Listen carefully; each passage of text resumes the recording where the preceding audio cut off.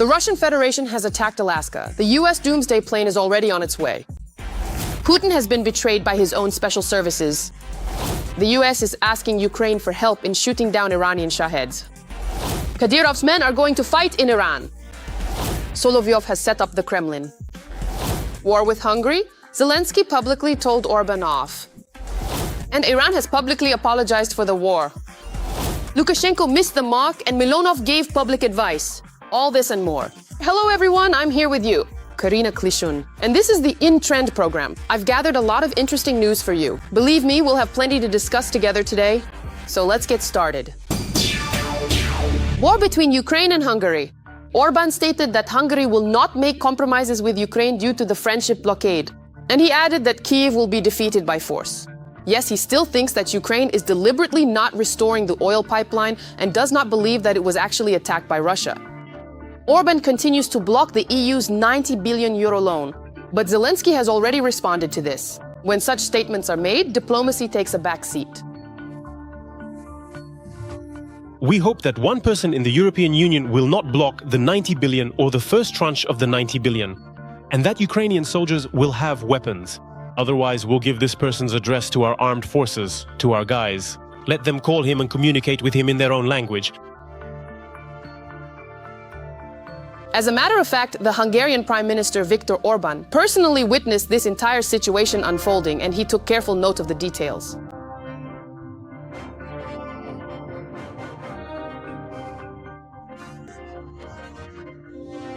You shelled me and the entire magistral. Mr. President, I am afraid that this simply does not work. This doesn't work. This is magistral. Magistral can't shell, and it can't shell me either. Last night, Magistral reported that they do not want the Ukrainian party, and they do not want the Ukrainian party in Magistral. Please stay safe out there. Continue shelling and shelling the targets relentlessly. Tachot, you must end the illegal oil blockade immediately and let the vital oil shipments flow into Magistral right now. Instead of shelling and shelling, give the mastery of craftsmanship. And not only Orban, but even the leader of the Hungarian opposition, Magyar. He called on Zelensky to explain his statements because no foreign leader can threaten anyone. Therefore, he asked for an explanation and for Zelensky to retract his statement. But what else needs to be explained when neighboring states are trying to destroy our country's defense capability financially and sympathize with Putin's dictatorship? I know that many of you are watching us from outside Ukraine. I'm curious, from which country are you watching this video?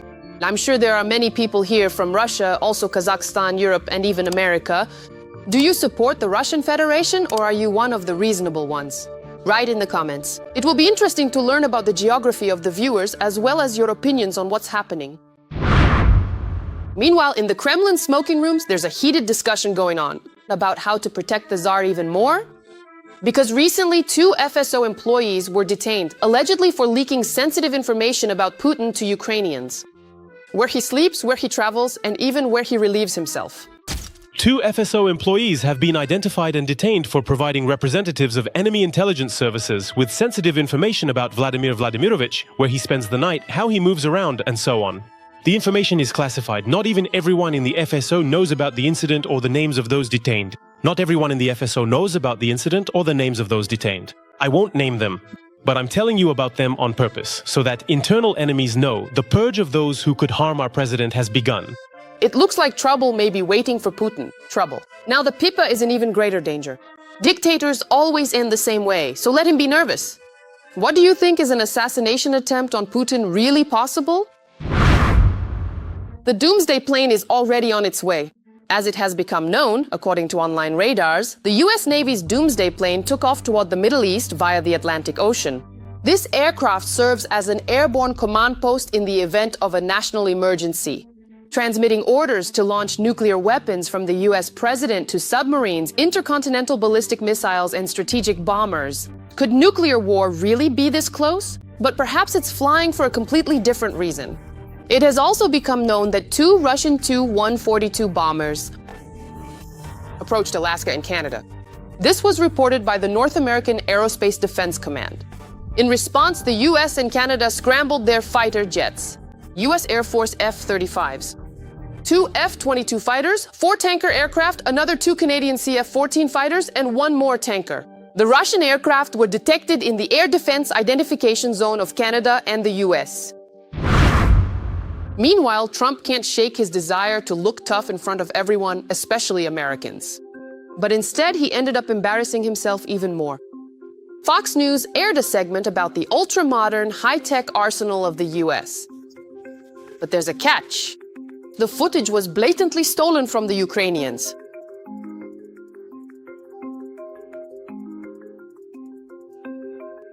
Yes, in the video, all the scenes show Ukrainian soldiers intercepting Russian drones over Ukraine. And the US doesn't have weapons like that at all. Moreover, as Zelensky said, Ukraine even received a request from the US for Ukrainian soldiers using Ukrainian-made interceptor drones to help the US defend against Iranian drones in the Middle East. And just a year ago, Trump told Zelensky that he didn't have any maps. Yeah, right. As people say here, it would be funny if it weren't so sad. Looks like Tehran. In 3 days, the US is canceling it. Things are clearly not going smoothly there.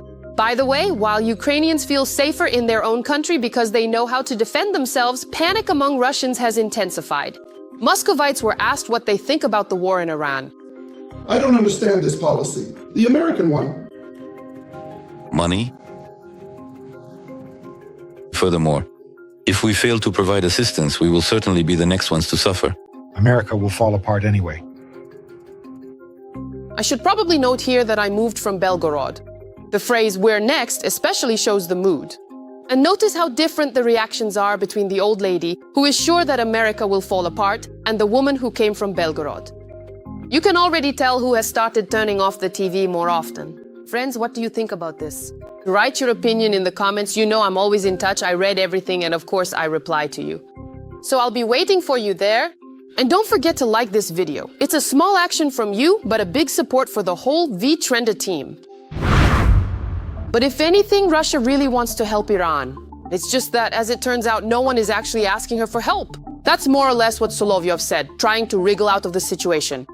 And You can't save those who don't want to be saved.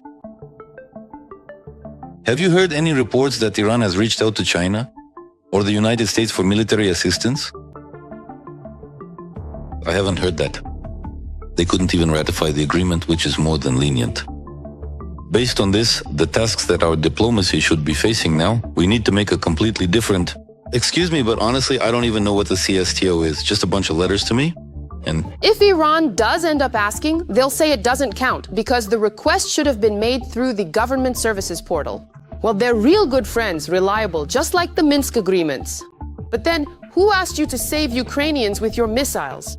We didn't send any request. And it's important to remind Solovyov here that his memory is, well, just like a goldfish's. I said that if a war broke out in Israel as a Jew, I would go there to defend it, my people. So what exactly did Iran do here? Did Iran attack someone? Decided to fix the situation. A Kadyrovite, the one who gropes Aludin in Rahmat's team. He decided to pretend that Russia is already planning and wants to help. That's why he declared that he really wants to go fight in Iran. We need to give Iran everything we can give, support it in every way we possibly can. And if there were such a momentous decision to be made, the country's leadership remains absolutely calm and composed. Even today, I myself am fully ready and prepared, as they often say, to go and stand on the front lines in order to help them repel the ground forces. As they say, the advancing army of the Antichrist Dajjal.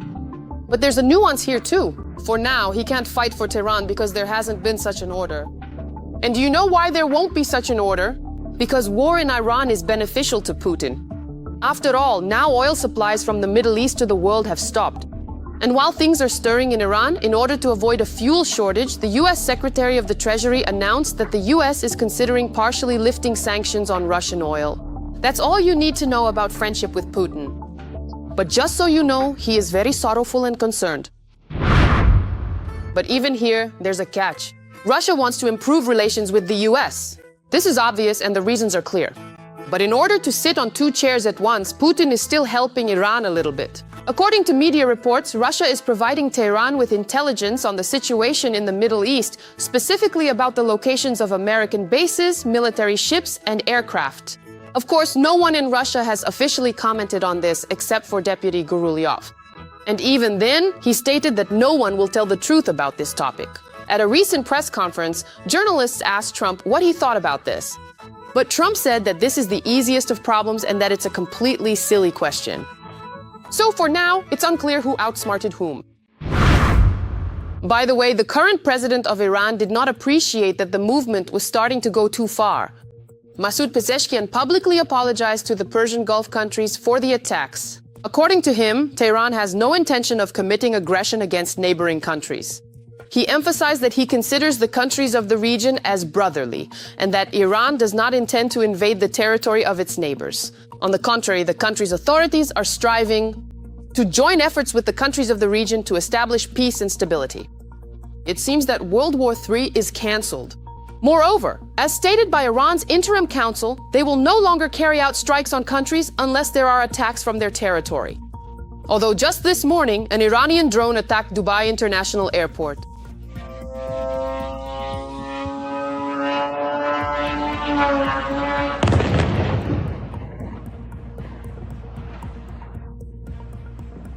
I am a slave. It would be interesting to see how Putin asks for forgiveness from the people of Ukraine, Poland, Germany, Romania, and all those he struck with drones. Although even in Iran, the dictatorship is milder than in Russia. Every voice matters. Join our community, support independent journalism, and help us bring you the truth from Ukraine. Become a member of Ukraine today. Join us now. And do you remember how? The other day on the eve of March 8th, Lukashenko decided to play superhero and mastered TikTok. And he declared that Belarusian women can write to him personally if any man offends them. Happy holidays to you. And if even one man offends you during these days, find a way. Well, we have TikTok after all. I read it every morning. Sometimes it gets downright funny. But if someone offends you, you write to me, I will definitely respond. And Dmitry Nikolaevich, the head of the administration, he hears this, he'll take it under control even before I do.